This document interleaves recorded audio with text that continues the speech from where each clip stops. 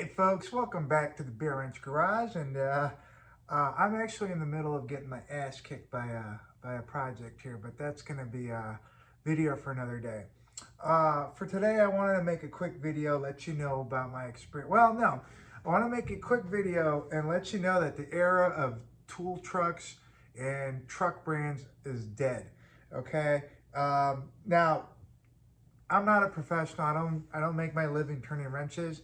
But even if I did, I don't think there's any way you can convince me for most tools to spend 3, 4, 8, 10 times the price of a tool to get the truck brand equivalent, where the store brand, the Home Depot, Harbor Freight, Gear Wrench, Tekton, Taiwanese brands are 98%, if not just as good, for a fraction of the price. And so the reason I bring this up is two things. First, I saw a video from a couple of videos here on YouTube recently about technicians or former technicians kind of giving advice to younger folks getting into the industry or getting into jobs that require tools to avoid the truck brands, because the difference in quality is not there for the significant difference in price. And a lot of these people that are younger get into these trades or these jobs and end up in debt because they spend a ton of money on tools that they didn't need to spend a ton of money on. They could either got used or got the equivalent for a fraction of the price, where they could have got a second or third backup. So you'll see a lot of older guys be like, oh, that's not a truck brand, it's not a Snap-on or a Matco or whatever, and kind of like thumb their nose at it. But those people are ignorant and they're kind of stuck in their ways. And I'm sure for specialty tools, there are certain things that like a Snap-on will make or whoever will make that are so locked on and good for a specific purpose. But if you're a regular, just wrench turner, and again, I'm not a professional wrench turner by any means, but this is good, like an instructive example. A few weeks ago, I kind of splurged and I got myself a Matco locking flex head ratchet. I mean, Matco, this is made in the USA, top of the line, right? And so I did a video about it. I made a video about it, and if you haven't seen it, I'll leave a link below or up there. So please check that out. But I'm super excited, right? Like, I've had the half-inch drive version of this, and for many years, and so I was very excited to get the 3/8 drive. And so, like I said, I'm in the middle of a project. I went to my Matco trusty ratchet, and wouldn't you know, well, I don't know if you can hear that, but there's a significant issue here with the drive mechanism is broken. So now I'm going to end up going through the warranty process, and I'll let you know how that works out. Like, if you're at all familiar with the channel, I did a video on the warranty process for Tekton, and it was quick, awesome, painless. So we'll see how Matco's works. But that brings me to one of the points I'm trying to make is, back in the day, if you were a professional technician, they would say, well, the truck comes to your shop on a weekly basis, you get immediate warranty service. Well, here's the thing, in the days of Amazon and the internet, that's not a big deal anymore, especially if, like, you're me and you don't have a truck coming to your place of work or your project site. That it does you no good. Why the heck would I have paid 4 times as much for this as the equivalent Tekton or something? And this only lasted 3 months. Some of these Taiwanese and Chinese tools I've been beating on for years, and they're still going. So if you're getting into the business, or if you need tools for a living, the tools, the Taiwanese knockoffs and the store brand tools today are good enough for you to make a living. And if it's tools that you can't be without, you can buy a backup at the same time, meaning 2 or more of them, for less than the price of one of the truck brands. Anyway, so I'm going to send this off to Matco. I'll let you know how it works out.